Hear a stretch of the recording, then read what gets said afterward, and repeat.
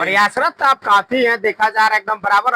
देखा जा रहा है सदाकत आश्रम जा रहे हैं, पटना जा रहे हैं, सिवान महाराजगंज पटना एक किए हुए हैं।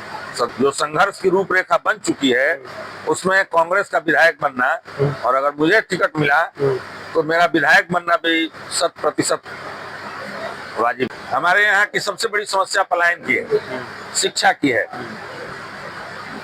जल जमाव की समस्या है, किसानों के लिए बीज खाद की समस्या है, सिंचाई की समस्या है, और कुटीर उद्योग नहीं होने के कारण हमारे क्षेत्र में महिलाओं के सामने 10 बजे से 5 बजे तक बेरोजगारी की समस्या है।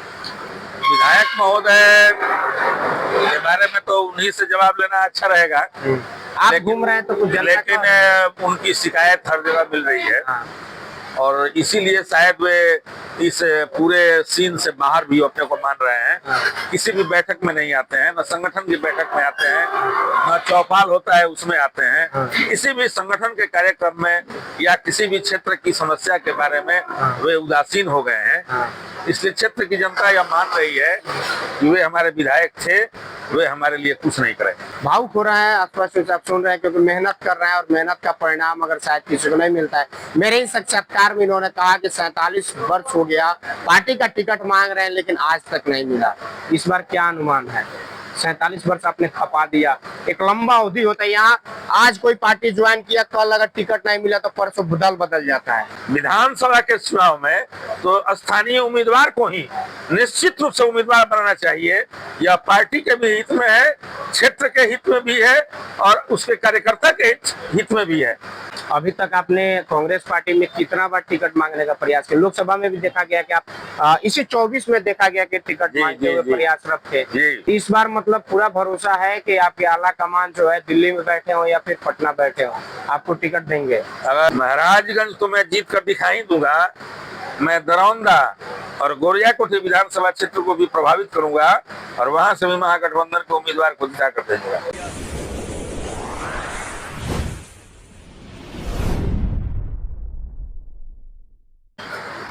नमस्कार। महाराजगंज विधानसभा जो है बड़ा हॉट सीट माना जाता है। लोकसभा की भी बात करें तो भी, क्योंकि वो लोकसभा क्षेत्र पूर्व प्रधानमंत्री चंद्रशेखर जी का रहा हुआ है, और महाराजगंज विधानसभा भी है, काफी चर्चित है। अगर सिवान जिले में बात करें तो हॉट सीट के रूप में देखा जा रहा है, माना जा रहा है, क्योंकि कांग्रेस का सीट है, और यहाँ तक कहा जा रहा है कि इस बार जो है वो राजद के खाते में जा सकता है, अलग अलग पार्टियों के खाते में जा रहा है। साथ ही साथ कांग्रेस के जो कई नेता है वो भी दावेदारी पूर्ण रूप से वहाँ पे दे रहे हैं।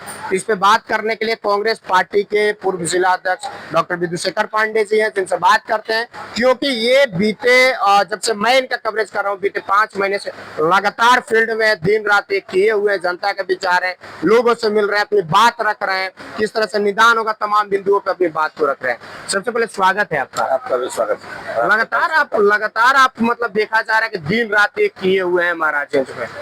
हम महाराजगंज को एक मिशन के तौर पर लेकर के चल रहे हैं। और जिस प्रकार हनुमान जी ने कहा था कि राम काज किन्हे बिनु मोहि कहा विश्राम, उसी प्रकार महाराजगंज विधानसभा सीट से कांग्रेस को विजयी बना करके ही हम दम लेंगे, ऐसा मैंने संकल्प लिया। कांग्रेस तो विजयी है ही ऑलरेडी, आप ही लोग के खाते में सीट है। आगे भी हम लोग जीते और अच्छे मार्जिन से जीते, लेकिन उम्मीदवार बदल जाए। उम्मीदवार बदलना और नहीं बदलना यह आला कमान के ऊपर निर्भर करता है। प्रयासरत तो आप काफी हैं, देखा जा रहा है एकदम बराबर। देखा जा रहा है सदाकत आश्रम जा रहे हैं, पटना जा रहे हैं, सिवान महाराजगंज पटना एक किए हुए हैं। सदाकत आश्रम तो बहुत कम जा रहे हैं, लेकिन पंचायतों में गांवों में बहुत जा रहे हैं। और हम लोगों ने करीब 30 नुक्कड़ सभाएं कर डाली हैं। हमने 42 जगहों पर सामुदायिक चौपाल लगाए हैं।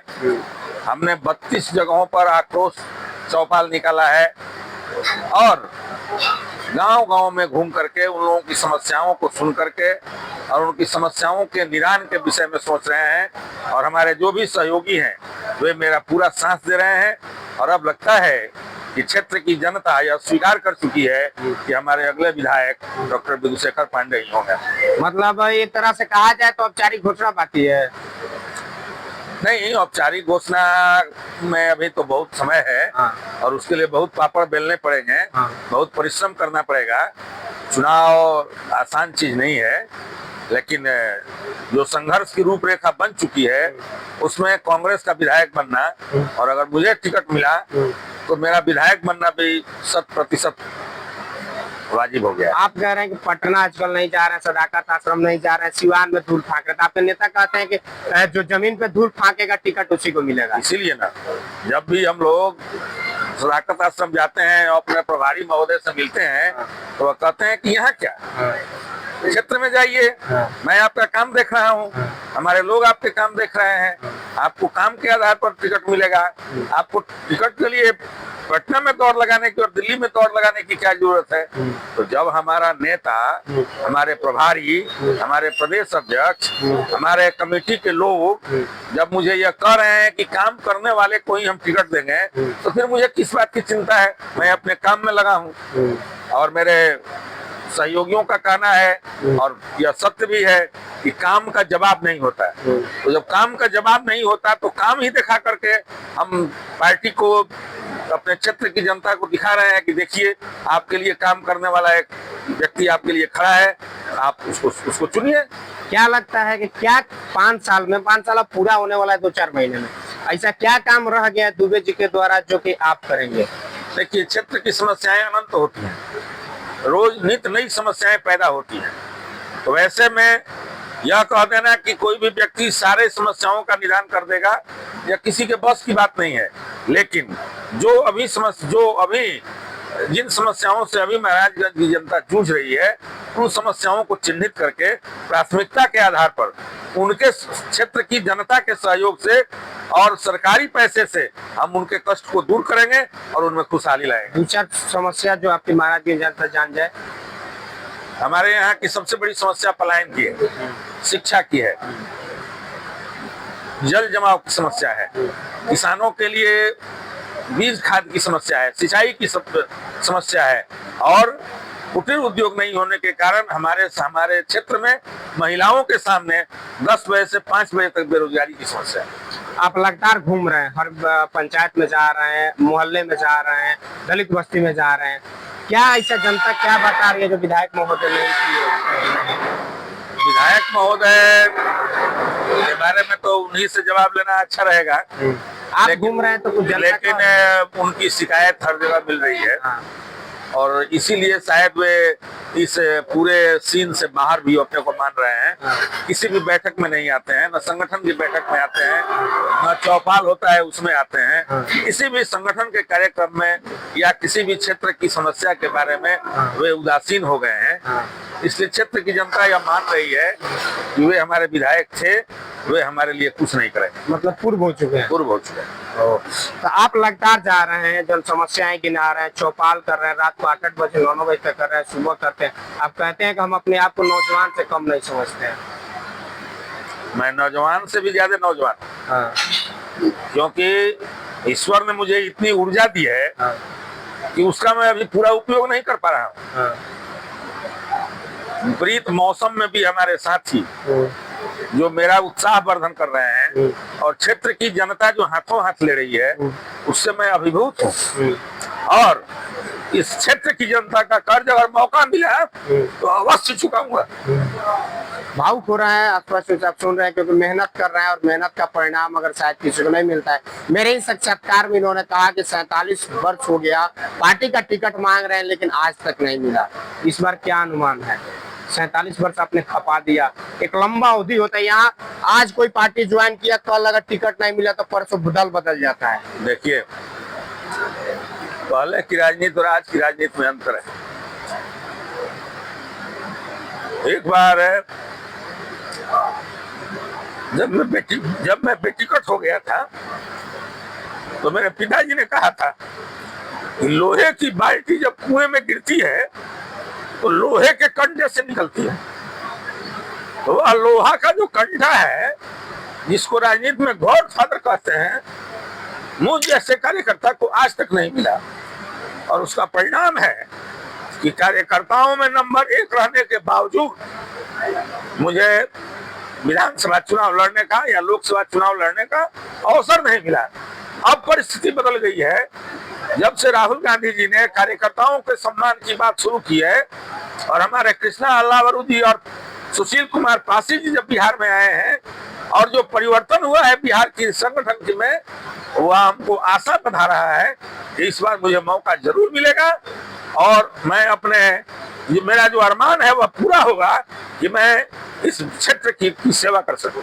मतलब दिल में है कि एक बार विधानसभा जाना है और समस्या जो है क्योंकि आपका लोकल विधानसभा है, यहाँ भी कहा जाता है कि बारी जो अभी जैसे वहाँ पे महाराजगंज में हमने भी बात की तो काफी लोग कहते हैं कि बारी जो है वो व्यक्ति है, यहाँ पे लोकल चाहिए। देखिए, संगठन को सुदृढ़ करने के लिए और संगठन के प्रति कार्यकर्ताओं में विश्वास पैदा करने के लिए विधानसभा के चुनाव में तो स्थानीय उम्मीदवार को ही निश्चित रूप से उम्मीदवार बनाना चाहिए।